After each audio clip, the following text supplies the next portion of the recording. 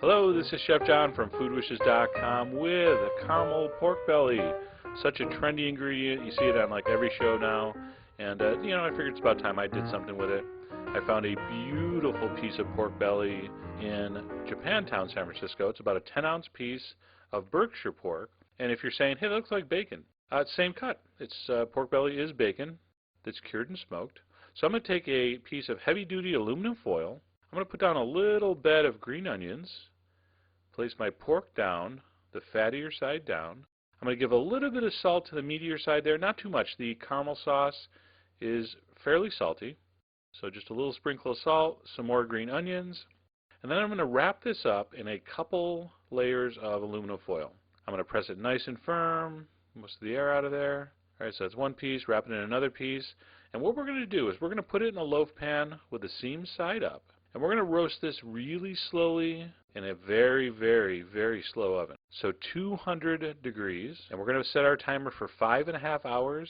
And after 5.5 hours, we're going to turn off the oven and just leave the pork in there to cool. So it's going to stay in there another couple hours. Then you're going to refrigerate it overnight, which is really crucial. It's got to be completely chilled before you slice it. I'm going to pull off those green onions. And you see, because we cooked it so slowly, it really didn't lose much volume.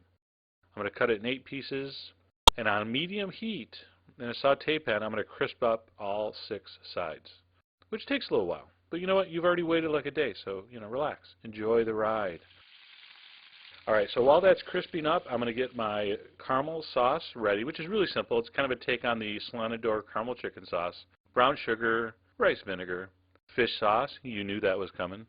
And a little dash of soy sauce, and then I'm going to grate about a 2-ounce piece of ginger, squeeze it to get that beautiful ginger juice, and that little piece of ginger was bugging me, so let me find that and get rid of it.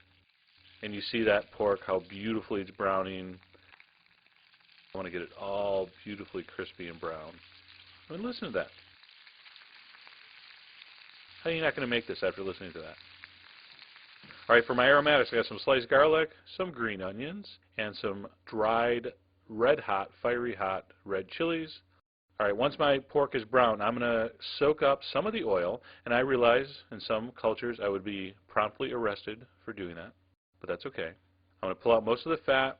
I'm going to put in 1 tablespoon of that glaze. I'm going to turn the heat up to medium-high, and I just want to caramelize the edges of that pork first before I add the rest of the sauce. So just keep turning it. I recommend a freakishly small wooden spoon for this. Works very nicely. And you see there, as soon as it's glazed on all sides and that sugar has caramelized and it's almost getting from dark brown, borderline blackish, that is perfect.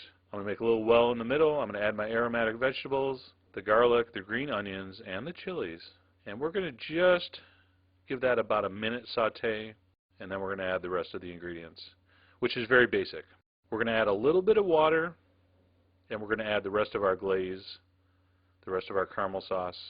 And we're just going to simmer that until the sauce thickens a little bit. Remember, the pork's cooked. The pork is way cooked. So what we're doing, really, the pork is flavoring the sauce is absorbing all the flavors from the pork, and as soon as that sauce thickens up like that, our deliciously decadent pork belly is done.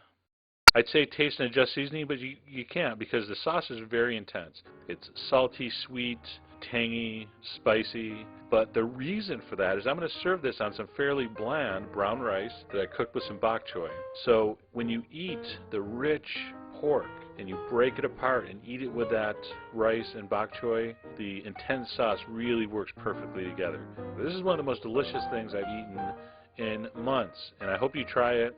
Get a small piece of pork belly. You don't need much. A little bit goes a long way, and give that a try. All the ingredients are on the site. And as always, enjoy.